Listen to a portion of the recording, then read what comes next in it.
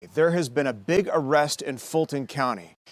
It's a cold case that dates all the way back to 2007 that was truly gruesome. We're talking about a woman whose body was discovered in a burning bag on the side of a Troup County road.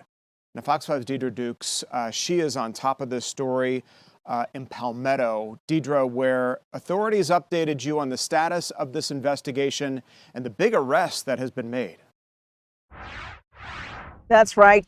Police confirming with the prosecutors, the Fulton County DA Fonnie Willis, of an arrest in this cold case after 15 years of searching for a suspect. We're joining you live in Palmetto because this is where investigators determined that the actual crime scene where the woman was murdered, 24-year-old Nicole Alston. Now, prosecutors say the victim and the suspect were living together in an apartment complex here. Now, at that time, back in 2007, the name of the apartment complex was Genesis Gardens Apartments, and the apartment was located on the 9100 block of Cascade Palmetto Highway. The name of the complex has since changed, but police have determined, along with investigators with the Fulton County DA's office, that that is, in fact, where the crime occurred, or where Miss Alston was killed back in December of 2000. Now, Fulton County DA Fonnie Willis, the victim's family, and investigators with multiple law enforcement agencies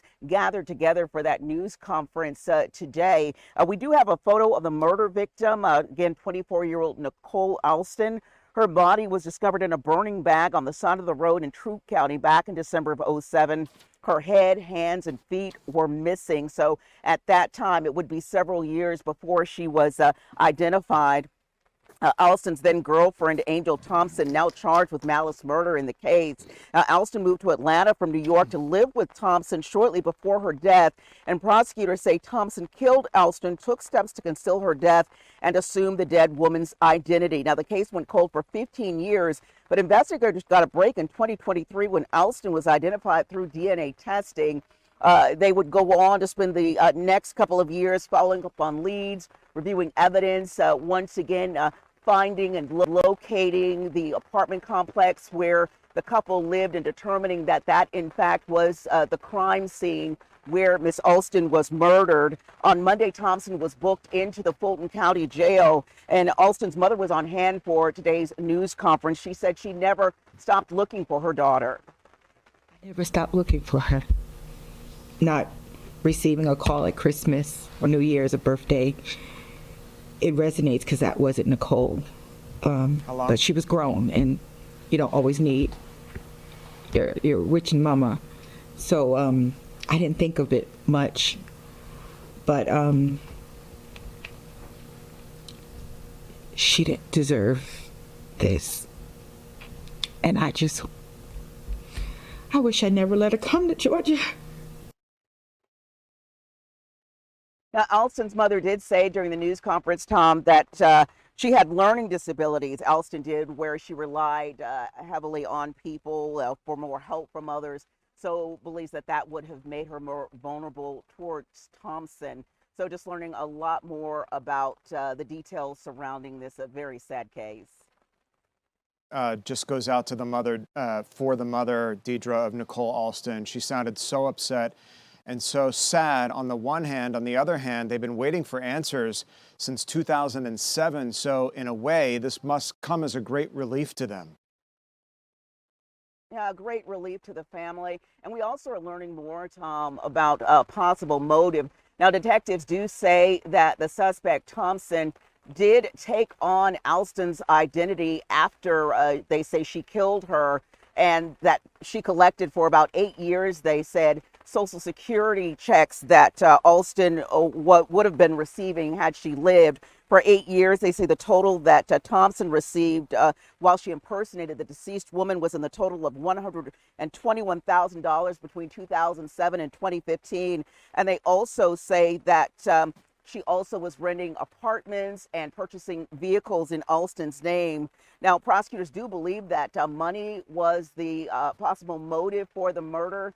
They also say that they do suspect that Alston was being trafficked by Thompson, and we're told by DA Fonnie Willis that she does believe there are other victims out there who may have been preyed on by Thompson. And so she also today urged the public to come forward with any information they might have on Thompson. Here's what she had to say.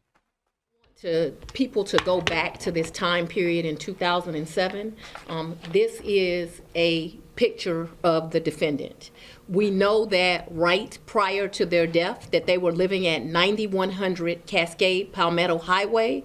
That property during that time period would have been called Genesis Gardens. It's known today as Palmetto Reserve, but back in 2007 it would have been known as Genesis Gardens. If there is anyone that is familiar with this couple at that home and can bring forth information, we would like you to contact the district attorney's office and the lead attorney, Will Wooten. If there is any information regarding other women being victimized and trafficked, we would like you to call the district attorney's office. The nature of this case is gruesome. What happened to this young lady prior to her being killed is horrible, but trafficking didn't just start in 2023. We know that it has been going on a long time, and it is very important to us that when we bring forth this indictment, we include all of the victims in this case so that we can get justice for them. And right now, the Fulton DA says that she does believe, that Thompson acted alone. Once again, Thompson now behind bars in the Fulton County Jail charged with malice murder. Yeah, and preparing to talk to you about this story today, Deidre, I learned, boy, this Miss Thompson, definitely no model citizen. I mean, she moved here from New York in '07, was already wanted there for theft and identity fraud. So she had a lot of problems once she got here. And then, of course, after this arrest, she's now suspected in this grisly murder. Yes. All right. Fox 5 Deidre Dukes there in a rainy Palmetto. Deidre, we'll let you continue to gather information there. We'll see you tonight on Fox 5 News at 4, 5, and 6. Deidre, thanks.